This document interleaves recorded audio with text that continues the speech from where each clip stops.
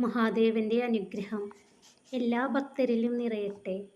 ഭക്തരെ, അടുപ്പമുള്ളവരോട് പരമാവധി നുണ പറയാതിരിക്കുക.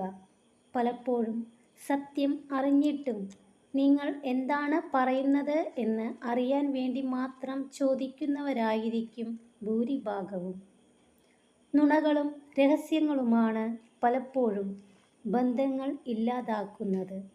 അത് എത്ര ശ്രദ്ധയോടെയാണെങ്കിലും ഒരു സൂചന എവിടെയെങ്കിലും ഉണ്ടാകും.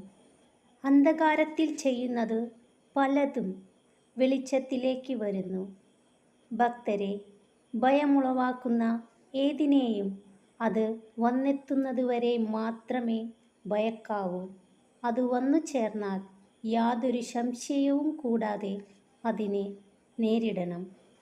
എത്ര വലിയ പ്രതികൂല സാഹചര്യത്തെയും അനുകൂലമാക്കാൻ നിങ്ങളുടെ മനസ്സിന് കഴിയും. ഏതൊരു വ്യക്തിയുടെയും വിജയപരാജയങ്ങളെ നിയന്ത്രിക്കുന്നത് അവയോടുള്ള നിങ്ങളുടെ സമീപനമാണ്. ഭക്തരെ, ബന്ധങ്ങൾ രണ്ടു തരത്തിലുണ്ട്. ഒന്ന് സ്നേഹം മാത്രം നൽകും, മറ്റൊന്ന് അനുഭവം നൽകും. സ്നേഹം തരുന്ന ബന്ധങ്ങളെ മനസ്സിലും അനുഭവം നൽകുന്ന ബന്ധങ്ങളെ ഓർമ്മകളിലും കൊണ്ടു നടക്കണം. എല്ലാവരും സ്വപ്നം കാണും. എന്നാൽ ആ സ്വപ്നം വീണ്ടും വീണ്ടും കാണുന്നവർക്കു മാത്രമേ വിജയത്തിൽ എത്തിച്ചേരാനാവുകയുള്ളൂ.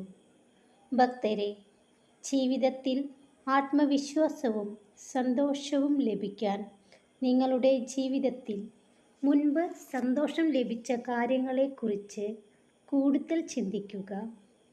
ഭക്തരെ, നിങ്ങൾ വീണു കഴിഞ്ഞാൽ നിങ്ങൾക്ക് വേദനിച്ചോ എന്നുള്ളതല്ല, നിങ്ങൾ എഴുന്നേൽക്കുമോ എന്നുള്ളതാണ് മുൻപോട്ടുള്ള യാത്രയെ നിർണയിക്കുന്നത്.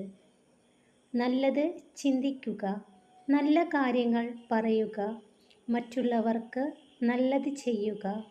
എങ്കിൽ ഇതെല്ലാം നിങ്ങൾക്ക് തിരികെ ലഭിക്കും. ഭക്തരെ, ഒരു മനുഷ്യൻ രണ്ട് തരത്തിലുള്ള ദുഃഖങ്ങൾ നേരിടുന്നു. ഒന്ന് നിങ്ങളെ വേദനിപ്പിക്കുന്നവയാണ്, മറ്റൊന്ന് നിങ്ങളെ എന്നേക്കുമായി മാറ്റാൻ കഴിയുന്നവയാണ്. ഭക്തരെ, ദുർബലമായ മനസ്സോടെ ചിന്തിക്കുമ്പോൾ സാഹചര്യങ്ങൾ പ്രശ്നങ്ങളായി മാറും. സമചിത്തതയോടെ ചിന്തിക്കുമ്പോൾ സാഹചര്യങ്ങൾ വെല്ലുവിളികളാകും.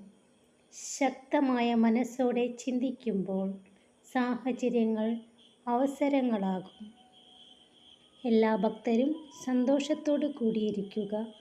മഹാദേവന്റെ അനുഗ്രഹം എല്ലാ ഭക്തരിലും നിറയട്ടെ. ഓം നമഃ ശിവായ.